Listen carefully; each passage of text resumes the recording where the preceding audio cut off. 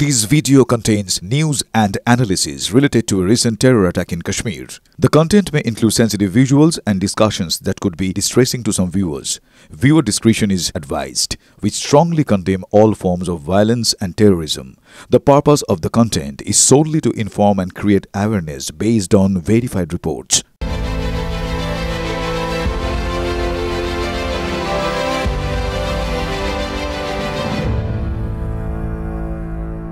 हमले की साजिश रचने वालों को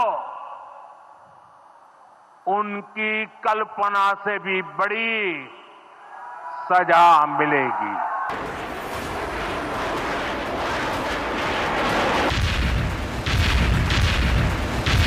সাবধান পাকিস্তান, অপারেশন আক্রমণ, প্রত্যাঘাতের পথে ভারত।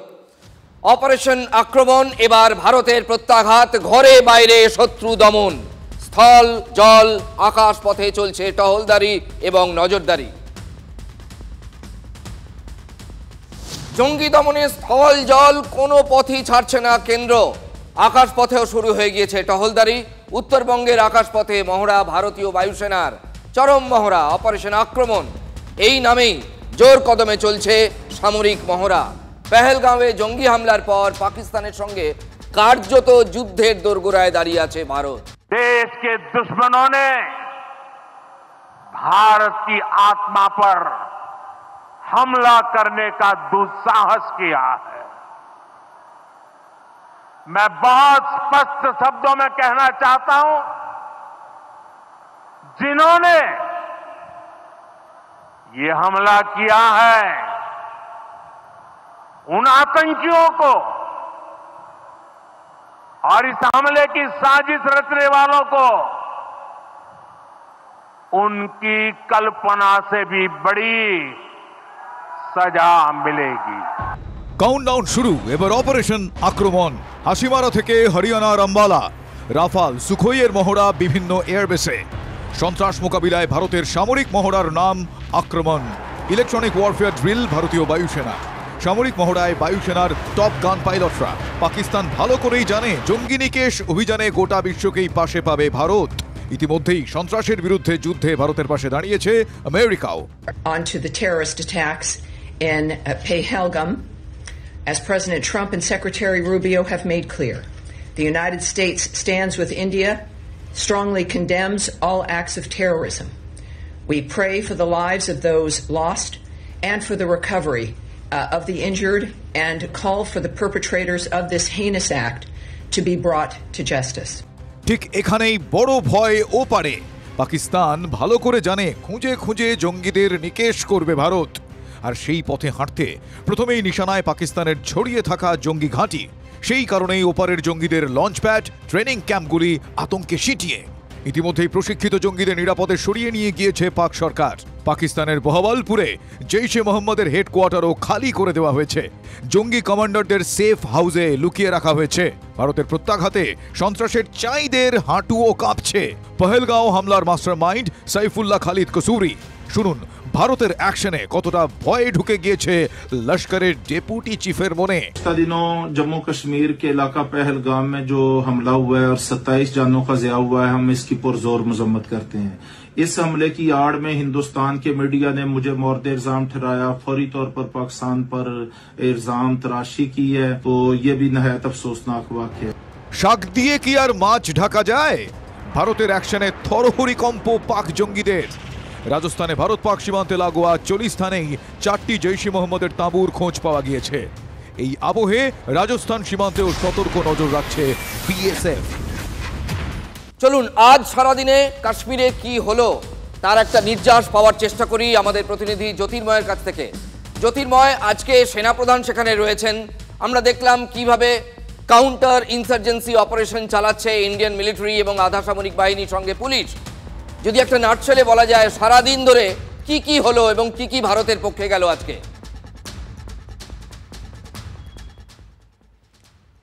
দেখো, আমরা আজকে সকাল থেকে যে ছবিটা দেখতে পেয়েছি, যে গতকাল যেখানে সর্বদলীয় বৈঠক শেষ হয়েছে, ঠিক সেই জায়গা থেকেই আজ সকালে অ্যাডমিনিস্ট্রেটিভ লেভেলে তৎপরতা শুরু হয়েছে। কেন্দ্রীয় স্বরাষ্ট্রমন্ত্রী তিনি বিভিন্ন রাজ্যের মুখ্যমন্ত্রীদের সঙ্গে বৈঠক করেছেন, কথা বলেছেন, যার মধ্যে পশ্চিমবঙ্গও রয়েছে, যার মধ্যে কাশ্মীর রয়েছে, যার মধ্যে অন্যান্য আরও কয়েকটি জায়গা রয়েছে। এবং তিনি জানিয়ে দিয়েছেন যে যত দ্রুত সম্ভব যে সমস্ত পাকিস্তানি নাগরিকরা রয়েছে তাদেরকে 48 ঘন্টার মধ্যে চিহ্নিত করতে হবে এবং তাদেরকে ভারত থেকে একেবারে সম্পূর্ণভাবে যাতে তারা বেরিয়ে যেতে পারে সেই বিষয়টাতে রাজ্য সরকারকে সব রকম সহযোগিতা করতে হবে। এর পাশাপাশি আজকে কম্বিং অপারেশন চলেছে, সেই কম্বিং অপারেশন বিভিন্ন সেক্টরে চলেছে। আমরা আজকে হাপাতনড়ে ছিলাম, সেখানে দীর্ঘক্ষণ ধরে আমরা দেখেছি যে সেনাবাহিনীর কনভয় টহল দিয়েছে এবং এই যে মূল জায়গা বৈসারান, অর্থাৎ পেহেলগামের এই যে বৈসারান ভ্যালি, সেই বৈসারান ভ্যালির পাশে 5টি জায়গাকে, সংলগ্ন 5টি এলাকাকে চিহ্নিত করা হয়েছে, যার একেবারে মূল জায়গা হচ্ছে পীরপঞ্জলের আপার রেঞ্জ। এই জায়গাগুলিতে গভীর জঙ্গলের মধ্যে, পাহাড়ের মধ্যে লুকিয়ে থাকতে পারে এই জঙ্গিরা। সেই আন্দাজ করেই এই জায়গায় আলাদা আলাদা টিম ভাগ করে করে সেই জায়গাতে লাগাতার কম্বিং অপারেশন চলেছে। এবং সকাল থেকে আমাদের আজকে যে খবরে কার্যত বলা যেতে পারে ঘুম ভেঙেছে, 2জন জঙ্গি, যার মধ্যে একজন হচ্ছে আসিফ। সেই আসিফ গত 3 বছর আগে হঠাৎ করে নিখোঁজ হয়ে যায় এবং তার পরবর্তী ক্ষেত্রে গত 1 বছর আগে ঠিক এলএসিতে, অর্থাৎ লাইন অফ অ্যাকচুয়াল কন্ট্রোলে, সেখানে একটি এনকাউন্টার হয় এবং সেই এনকাউন্টারে যে একজন জঙ্গির মৃত্যু হয়, সেই জঙ্গির কাছে একটি ডায়েরি পাওয়া যায়। সেই ডায়েরিতে দেখা যায় যে আসিফের ছবি রয়েছে, অর্থাৎ সেই জঙ্গি যখন পাকিস্তান থেকে আসছে এবং তার ডায়েরিতে ছবি পাওয়া যাচ্ছে অন্যান্য জঙ্গিদের সঙ্গে আসিফের ছবি, তখনই পুলিশ নিশ্চিত হয়ে যায় যে এই আসিফ রয়েছে পাকিস্তানে এবং সে পাক সেনাবাহিনীর তত্ত্বাবধানে সেখানে সে ট্রেনিং করছে। এবং এই আসিফের বাড়ি আজকে সম্পূর্ণভাবে বিস্ফোরণে উড়ে গিয়েছে। আরেকটি জায়গাতে যখন পুলিশ সে ব্রিজবেহেরা, সেইখানে যখন আদিল বলে একজন জঙ্গি তার বাড়ি সম্পূর্ণভাবে ঘিরে ফেলে, তখন তার বাড়ির ভেতরে দেখা যায় যে একটি বিস্ফোরক রয়েছে এবং সেই বিস্ফোরক ডিটোনেটর দিয়ে সেটাকে অ্যাক্টিভেট করে রাখা হয়েছে এবং সঙ্গে সঙ্গে সেখান থেকে নিরাপত্তা বাহিনী সরে যায় এবং কয়েক মিনিটের মধ্যে সেখানেও বড় ভয়ানক বিস্ফোরণ হয়েছে। জ্যোতির্ময়, আমরা এইসব ছবি দেখাবো। আপাতত তোমাকে অনেক ধন্যবাদ। কাউন্টার ইনসার্জেন্সি অপারেশনে আজকে কিভাবে সারাটা দিন ধরে গভীর জঙ্গলে এবং পাহাড়ের ভেতরে, যেখানে বন্ধুর জায়গা, সেখানে ইন্ডিয়ান মিলিটারি এবং সঙ্গে আধা সামরিক বাহিনী এবং জম্মু কাশ্মীর পুলিশ অপারেশন চালালো এবং কি কি সাফল্য এলো তার ছবিগুলো আপনাদের আমরা দেখাবো। এই মুহূর্তে প্রথমে দেখে নিন আরও একটা ছবি।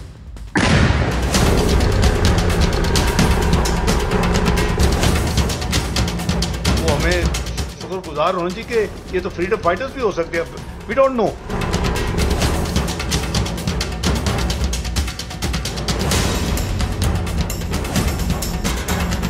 কোন পথে আঘাত হানতে পারে ভারত ভেবেই বুক কাঁপছে পাকিস্তানের। ঘাড় থেকে দায় ঝেড়ে ফেলতে চেষ্টার কোনো কসুর রাখছে না পাকিস্তান, কিন্তু হাতে গরম প্রমাণ মিথ্যা করবে কি করে মিথ্যা প্রমাণ করবে পাকিস্তান।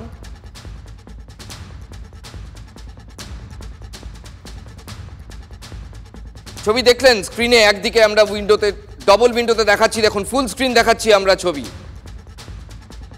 এই ছবি কখনো মিথ্যা কথা বলে না, তবু সেই মিথ্যা কথাই বলে চলেছে পাকিস্তান। আর সেই কথা বলতে গিয়েই আবার সন্ত্রাসবাদীরা হয়ে গেল স্বাধীনতা সংগ্রামী। তারা বলছেন খোদ পাকিস্তানের উপপ্রধানমন্ত্রী। এই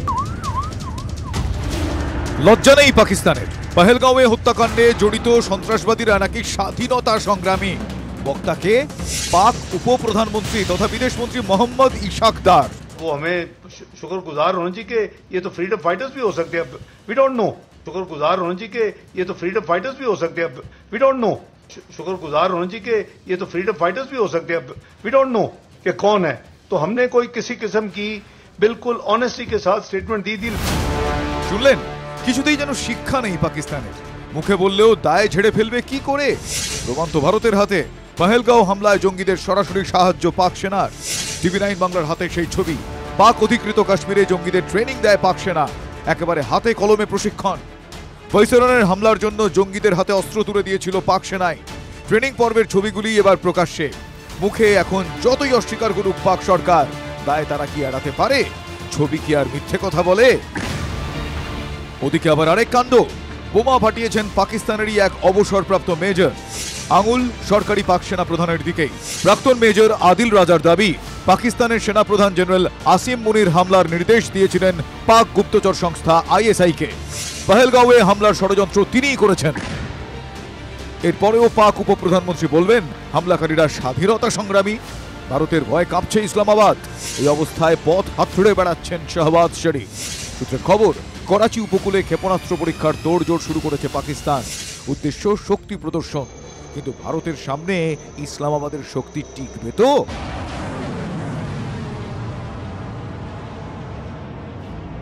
পাকিস্তানে প্রশিক্ষণ নেওয়া কাশ্মীরি জঙ্গি। আবার আপনাদের আমরা দেখাচ্ছি সেই ছবি, দেখুন স্ক্রিনে।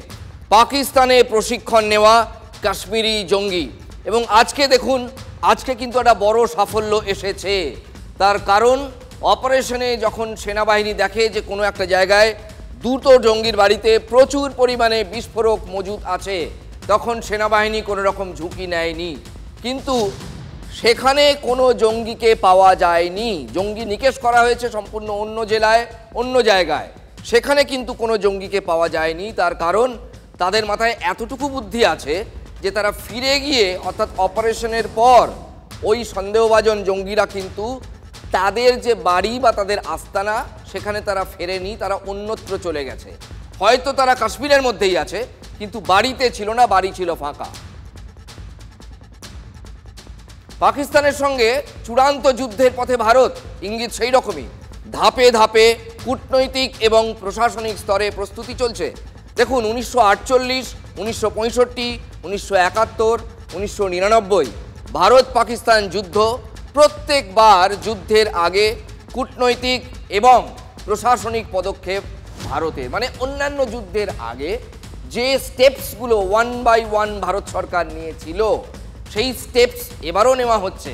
তাই আমরাও মনে করছি, এবং সাধারণ মানুষের মধ্যেও সেই একই জল্পনা ছড়িয়েছে যে এবারও তাহলে ভারত পুরোপুরি যুদ্ধের দিকেই এগোচ্ছে। প্রতিরক্ষা বিশেষজ্ঞরাও দেখছেন সেই একই ছবি এবং একই সম্ভাবনা।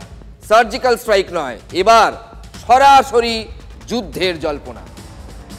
তাহলে সরাসরি যুদ্ধ, এই নিয়ে জল্পনা তুঙ্গে সন্ত্রাসবাদীদের কোনো রকম রেয়াত নয়, স্পষ্ট করে সেই কথা বলে দিয়েছেন প্রধানমন্ত্রী।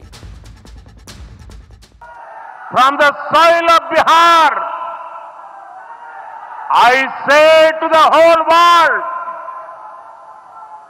India will identify, track and punish every terrorist and their backers.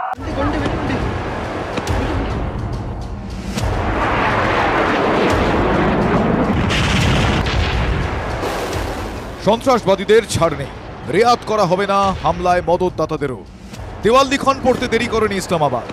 আরব সাগরে মহড়া শুরু করে দিয়েছে পাক নৌসেনা। পাল্টা জবাব ভারতীয় নৌবাহিনীর। বৃহস্পতিবারই যুদ্ধজাহাজ আইএনএস সুরাত থেকে মিডিয়াম রেঞ্জের মিসাইল ফায়ার আমাদের নৌসেনার। তাহলে সাধু সাবধান। হাঁটু কাঁপছে পাকিস্তানের। এবার আমেরিকার মধ্যস্থতা চাইল ইসলামাবাদ। দুই দেশই পরমাণু শক্তিধর। যুদ্ধ হলে পরিণাম ভয়ঙ্কর হবে, আশঙ্কা প্রকাশ পাক প্রতিরক্ষা মন্ত্রীর। আমেরিকার মধ্যস্থতা চাইছে ইসলামাবাদ। হঠাৎ মধ্যস্থতা কেন? কেন আবার? সিআইএ এর সিক্রেট রিপোর্টে ঘুম ছুটে গিয়েছে পাকিস্তানের। 1993 সালের সিক্রেট রিপোর্ট, সেটাই সামনে এসেছে। রিপোর্ট বলছে পাক সেনার কর্তাদের অনেকেই মনে করছেন ভারতের সঙ্গে আরেকটা যুদ্ধ হলে পাকিস্তান সেনা মুখ থুবড়ে পড়বে। সিক্রেট রিপোর্টে বড় দাবি আমেরিকার এজেন্সির। রিপোর্ট বলছে ভারত আক্রমণ চালালে মুখ থুবড়ে পড়বে পাক সেনা। ক্রস বর্ডার যুদ্ধে পাকিস্তানের পরাজয় নিশ্চিত। পাকিস্তান এখন ভয় আতঙ্কে রয়েছে কি ভারত যদি হামলা করে পাকিস্তানের উপরে, তখন কিন্তু পাকিস্তান প্রায় টুকরো টুকরো হয়ে যাবে। কেন কি, যদি ভারত হামলা করে আর ওইদিকে বালুচিস্তানের লোকেরা কিন্তু উঠে পড়ে লেগেছে, বালুচিস্তান ও আলাদা হওয়ার চান্স অনেক বেশি, তো পাকিস্তানের অনেকগুলো টুকরো হয়ে যাবে। আমেরিকা এজেন্সির রিপোর্টে ভারত ও পাকিস্তানের সেনা ও আর্থিক শক্তিরও তুলনা করা হয়েছে। রিপোর্টে উল্লেখ, দুদেশে অল আউট যুদ্ধের সম্ভাবনা 20%। অল আউট যুদ্ধ হতে পারে সন্ত্রাসবাদী হামলার প্রেক্ষিতে। তাহলে কি আবারও যুদ্ধ? পহেলগাঁওয়ের হামলা যুদ্ধের সেই বিউগলটাই কি বাজিয়ে দিয়েছে? আচ্ছা, পাকিস্তান যে এত মাতামাতি করছে, লম্ফজম্প করছে ভারতের সঙ্গে যুদ্ধে মাঠে নামলে, সত্যি আমাদের পড়শি দেশ পারবে তো?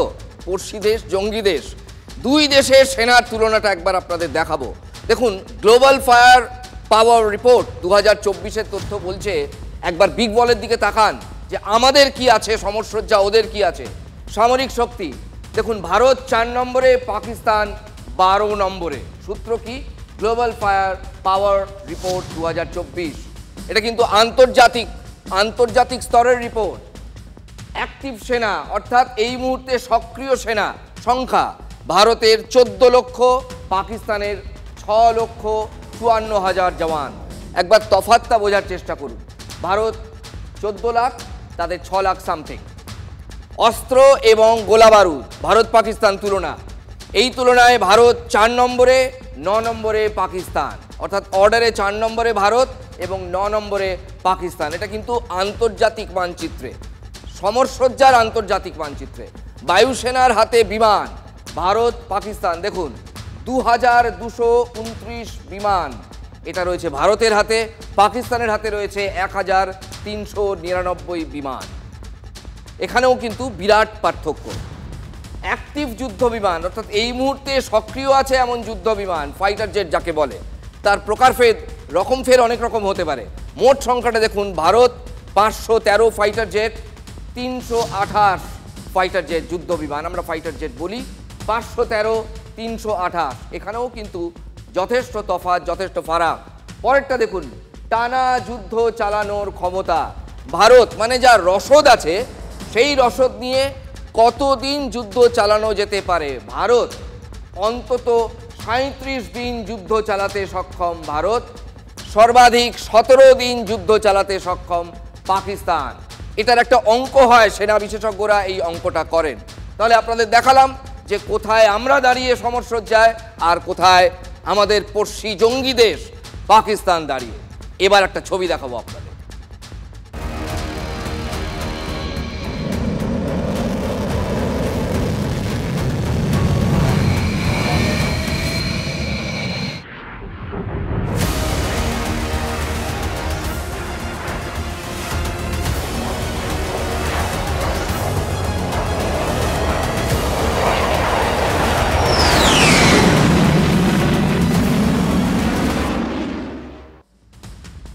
যুদ্ধ পরিস্থিতি, যুদ্ধের গর্জন বাংলাতেও। মানে যুদ্ধের তো একটা ভাইবস হয় যখন বড় যুদ্ধ হয় বা দুটো দেশ পরস্পরের ওপর আক্রমণের কোনো প্ল্যান তৈরি করে, চূড়ান্ত নীল নকশা তৈরি হয়, তখন একটা আলাদা ভাইবস পাওয়া যায়, দেশবাসী সেটা পান। সেটা কিন্তু ভারতবাসী পাচ্ছেন, আমাদের বাংলার মানুষও পাচ্ছেন। উত্তরবঙ্গের আকাশ কাঁপছে রাফালের গর্জনে। সকাল থেকে ঘন ঘন উঠছে রাফাল, পিছু পিছু উঠছে মিগ। হাসিমারা এয়ারবেসে জোর তৎপরতা শুরু হয়েছে। যুদ্ধেরই কি চূড়ান্ত মহড়া, নাকি আকাশপথে শত্রুর ওপর নজরদারি? কেউ কেউ নিশ্চয়ই ভাবছেন যুদ্ধ হলে তো হবে পাকিস্তানের সঙ্গে, তাহলে হাসিমারা অর্থাৎ আমাদের উত্তরবঙ্গে বায়ুসেনা ঘাঁটিতে এত তৎপরতা কেন? এর অনেক কারণ আছে। কারণটা চীন। পাকিস্তানের বন্ধু দেশ চীনকে কোনো মতেই বিশ্বাস করা যায় না। হাঁকতালে চীনও কিন্তু এই টেনশনের মধ্যে মাথা গলিয়ে দিতে পারে, এবং সেটা ফিজিক্যালি সেটা যাতে না পারে সেই জন্যই ভারত এই ব্যবস্থা করছে। হামলা হতে পারে চীনের দিক থেকেও। আবার দেশের উত্তর পূর্বে চীনের শক্তির কথা মাথায় রেখেই ভারতীয় বায়ুসেনার হাসিমারা এয়ারবেসের গুরুত্ব কিন্তু দিন দিন বেড়ে গেছে। চীন ছাড়াও আছে বাংলাদেশ, কারণ তাদের সঙ্গে ভারতের দ্বিপক্ষ সম্পর্ক এখন মোটেই ভালো নয়। ভুটান রয়েছে। বাংলাদেশের সঙ্গে ভারতের কূটনৈতিক সম্পর্ক যেহেতু এই মুহূর্তে তলানিতে, পাকিস্তান সেই সুযোগটা নিতে পারে, তার সদ্ব্যবহার করতে পারে থ্রু বাংলাদেশ। অর্থাৎ বাংলাদেশের আকাশ সীমাকে পাকিস্তান যদি ব্যবহার করে, সেই পথ বন্ধ করে দিতেই কিন্তু এখানে রেডি রয়েছে হাসিমারা এয়ারবেস। বাংলাদেশের মাটিকে কাজে লাগাতে পারে পাকিস্তান। সবটাই কিন্তু সম্ভাবনার কথা বলছি, কিন্তু যুদ্ধে জড়ানোর আগে ঘরের নিরাপত্তায় নজর দিতে হয়। ফলে বুঝতেই পারছেন হাসিমারায় বায়ুসেনার, ভারতীয় বায়ুসেনার এত তৎপরতা কেন। যদিও বায়ুসেনার তরফে কিন্তু বলা হচ্ছে এগুলো সবই রুটিন সামরিক মহড়া, এর সঙ্গে প্রত্যাঘাতের কোনো সম্পর্ক নেই, কিন্তু জল্পনা তো ছড়াচ্ছেই এই ছবি দেখার পর।